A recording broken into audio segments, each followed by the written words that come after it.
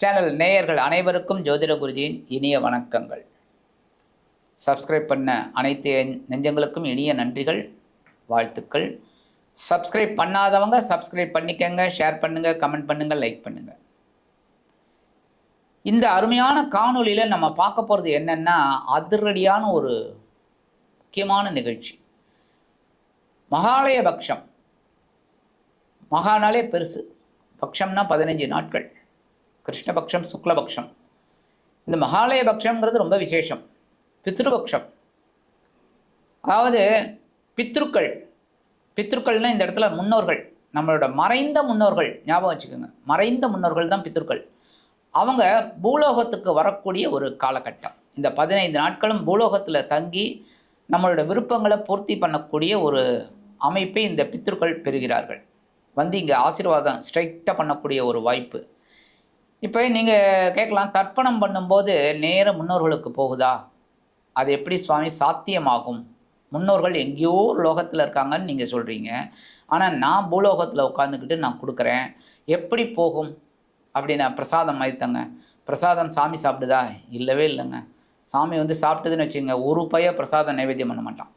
ஏன்னா அவர் சாப்பிட்டு போயிட்டாருன்னா நமக்கு, அதனால் யாரும் பண்ண மாட்டாங்க. கொஞ்சமாக வச்சுட்டு அவர் சாப்பிட்டு போட்டும்பாங்க.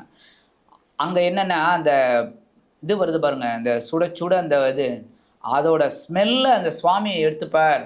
அதனாலே அந்த சாதம் பிரசாதம் ஆகிறது, பகவான் உண்டது அப்படிங்கிற மாதிரி ஆயிடுறது.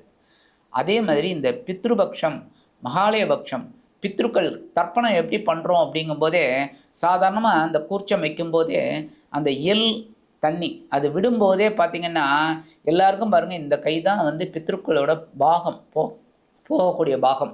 இந்த ஜலம் இப்படி விடும்போது அந்த தண்ணியும் எள்ளும் சூரிய பகவானோட கதிர் வீச்சின் மூலமாக ஒரு செகண்டில் அங்கே போயிடுறது, பித்ருக்கள் லோகத்துக்கு, பித்ருக்களுக்கு போயிடுறது. நம்ம அந்த பேரை சொல்லி கொடுக்கும்போது ஆட்டோமேட்டிக்காக ஒரு செகண்டில் அங்கே போயிடுறது. அதான் அதனால தான் சூரியனை நம்ம ஆத்ம காரகனாக வச்சது. சூரியன் தான் ஆத்மா. இந்த ஆத்மாவுக்கு காரகனே சூரியன் தான். நம்ம இருக்கிற உடம்பு வரைக்கும் தான், உடம்பு போயிடுத்தினாலே அவ்வளோதான்.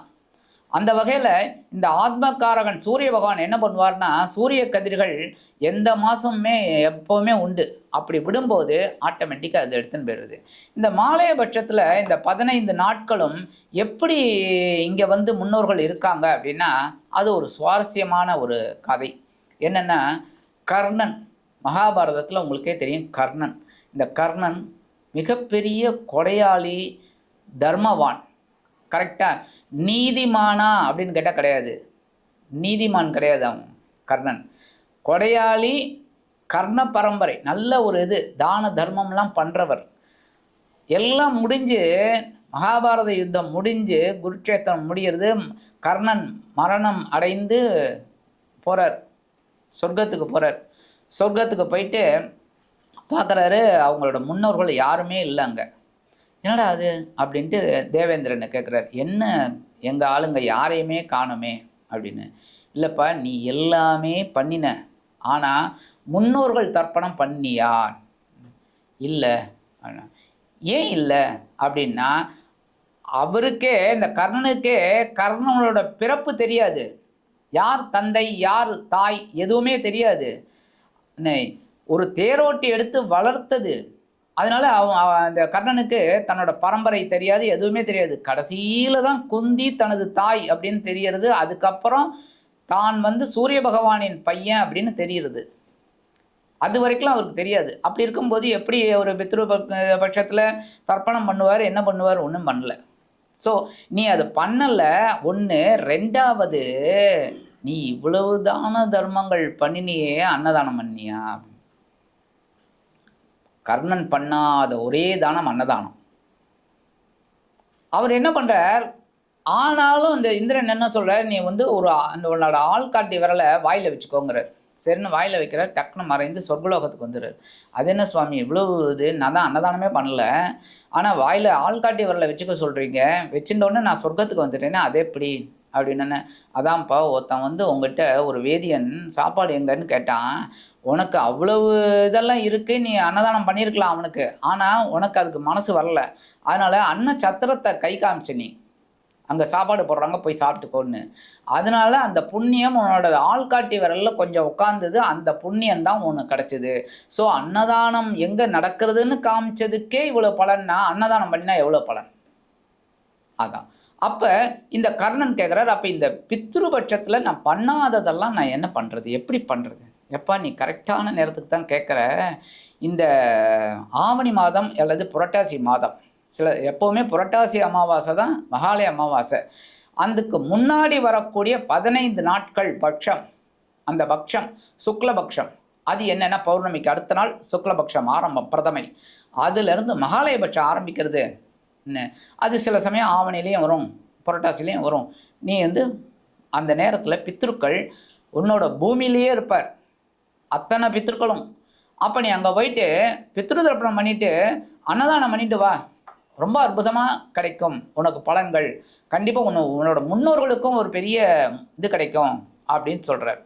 அப்படியே ரொம்ப சந்தோஷம் அப்படின்ட்டு நேராக பூலோகத்துக்கு வரார் வித் பெர்மிஷன் கிராண்டட்ங்கிற மாதிரி பெர்மிஷனோட வந்து தர்ப்பணம் பண்ணணுங்கிறதுக்காகவே இந்த 15 நாட்களும் இருந்து கொண்டு, அதாவது சுக்லபக்ஷ பிரதமையிலேருந்து ஆரம்பிக்கும்.